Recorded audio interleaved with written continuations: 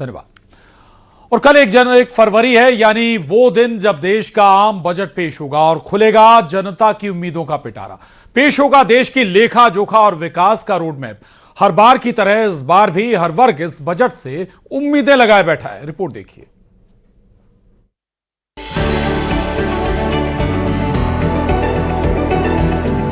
कल यानी 1 फरवरी देश के लिए सबसे अहम दिन, देशवासियों के लिए सबसे जरूरी दिन, क्योंकि कल संसद में पेश होगा देश का बही खाता।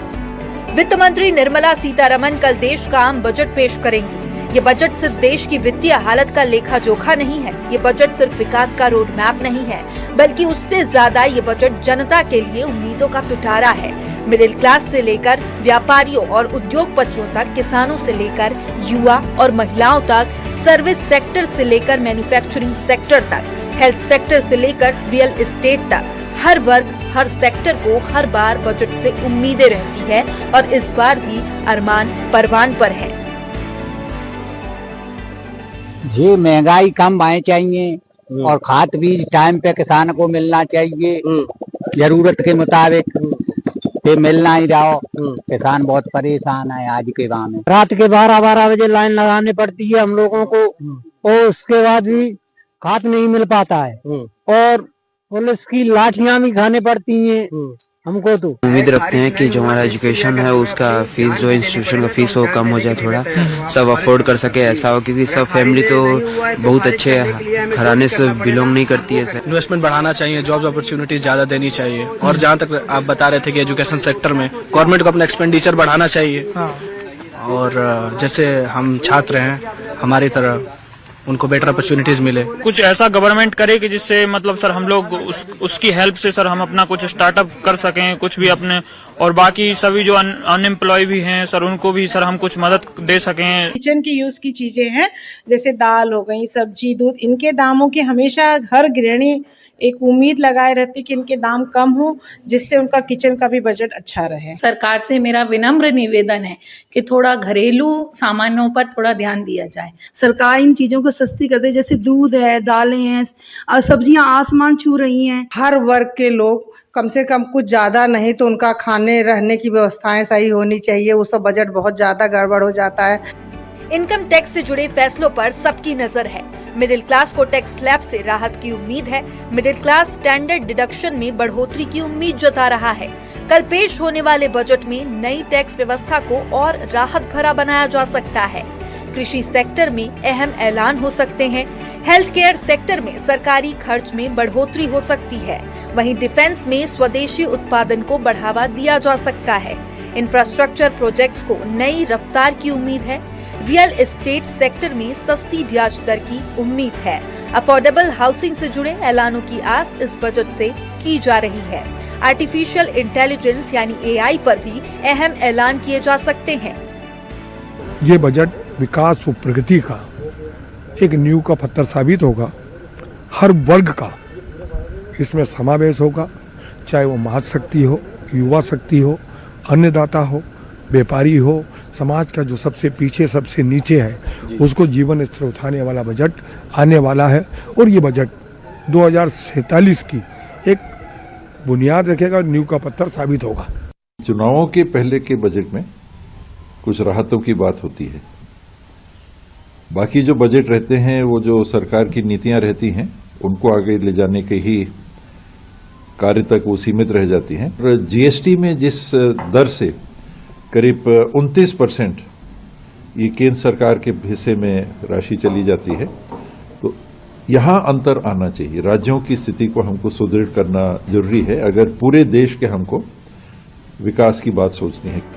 बजट से पहले हर किसी की अपनी अपनी उम्मीदें, अपनी अपनी आस है। इन उम्मीदों का जवाब कल संसद में मिलेगा, जब वित्त मंत्री निर्मला सीतारमण संसद के पटल से देश के सामने बजट पेश करेगी। कल निर्मला ताई के बजट भाषण के साथ ही देश के संसदीय इतिहास में एक नया रिकॉर्ड दर्ज हो जाएगा। निर्मला सीतारमण लगातार 9वीं बार बजट पेश करने का कीर्तिमान रचेंगी, क्योंकि देश में आज तक किसी भी वित्त मंत्री ने लगातार 9 बार बजट पेश नहीं किया है। तो इंतजार कीजिए कल का, जब पता चलेगा कि निर्मला सीतारमण के रिकॉर्ड ब्रेकर बजट के पिटारे से क्या निकलता है। Bureau report, news 18। तो वित्त मंत्री निर्मला सीतारमण कल देश का आम बजट पेश करने जा रही हैं। अलग अलग वर्गों को इस बजट से बहुत सारी आशाएं हैं, लेकिन इंदौर में जेनजी क्या आशाएं रखती है इस बजट से, इस पर बात कर लेते हैं। हमारे संवाददाता मिथिलेश गुप्ता ने लोगों से बात की है, देखिए। केंद्रीय वित्त मंत्री निर्मला सीतारमण केंद्र सरकार का बजट पेश करने जा रही हैं। इंदौर में हमारे साथ जेनजी हैं। 1997 से लेकर 2012 के बीच के ये जेनजी हमारे साथ हैं। इन युवाओं से बातचीत करेंगे, आखिर जेनजी क्या चाहता है, इस बजट से इनकी क्या उम्मीदें हैं। सबसे पहला सवाल आपसे, क्या उम्मीदें आपकी? टैक्स थोड़ा कम होना बिल्कुल चाहिए। देखा जाए तो पहले के हिसाब से टैक्स इन्होंने बढ़ा दिया था बहुत ज़्यादा, और कम थोड़ा सा करा, पर उस थोड़े से कम के प्रमोशन इतना कर दिया कि लोग मान रहे कि इनने टैक्स कम करा, पर वो बिल्कुल कम नहीं करा है। उस चीज़ पे देखना चाहिए और शिक्षा पे भी ध्यान देना चाहिए। बिल्कुल गवर्नमेंट कॉलेजेस अच्छे हैं, पर गवर्नमेंट स्कूल आज भी प्राइवेट से बहुत नीचे आते हैं, उन पे बिल्कुल ध्यान नहीं दिया जा रहा है, और टीचर्स भी ज़्यादा नहीं है वहाँ के। बिल्कुल। आपका क्या मानना है, आप क्या चाहती है, आपकी उम्मीदें क्या हैं, किस पर आपकी निगाहें? निगाहें तो सर सबसे पहले हम हमारे कॉलेज की बात कर लेते हैं। गवर्नमेंट कॉलेज है, गवर्नमेंट कॉलेज की बहुत अच्छी रैंक है, अच्छी बात है, सब चल रहा है, लेकिन इंफ्रास्ट्रक्चर बहुत खराब है। पुट्टियाँ निकल जाती है, चलते चलते टाइल्स टूट रही है, डेस्क बैठ जाओ जोर से तो डेस्क टूट जाती है। तो इस पे पैसे लगाने चाहिए सरकार को। ये बहुत आपका मानना है कि शिक्षा का इंफ्रास्ट्रक्चर जो है, यानी एजुकेशन पे और भी जो फंड है वो आना चाहिए, उस पर फंड आना चाहिए। बाहर के देशों में, हाँ, चाइना वाइना में बहुत अच्छे अच्छे कॉलेजेस स्कूल बनते हैं, हमारे बहुत थोड़े रद्दी हो गए हैं। अच्छा, आपका क्या मानना है, आपकी उम्मीदें क्या है? मेरी उम्मीदें कुछ नहीं है, बट जैसे कि स्कॉलरशिप जो है हमारी, मतलब हम उसके फॉर्म भर देते हैं, एक साल हो जाते हैं, स्कॉलरशिप आ नहीं पाती है, और इससे मतलब जो बच्चे हैं वो मतलब उनको बहुत प्रॉब्लम्स होती है, क्योंकि कुछ इकोनॉमिकल वीक होते हैं बच्चे, वो इतनी फीस अफोर्ड नहीं कर सकते हैं, तो वो स्कॉलरशिप पे डिपेंड रहते हैं। लेकिन जो बजट के चलते स्कॉलरशिप बहुत लेट आती है, इसलिए मैं चाहती हूँ कि उसका जो शेड्यूल है वो अच्छे से हो, कि स्कॉलरशिप टाइम पे आ पाए बच्चों की।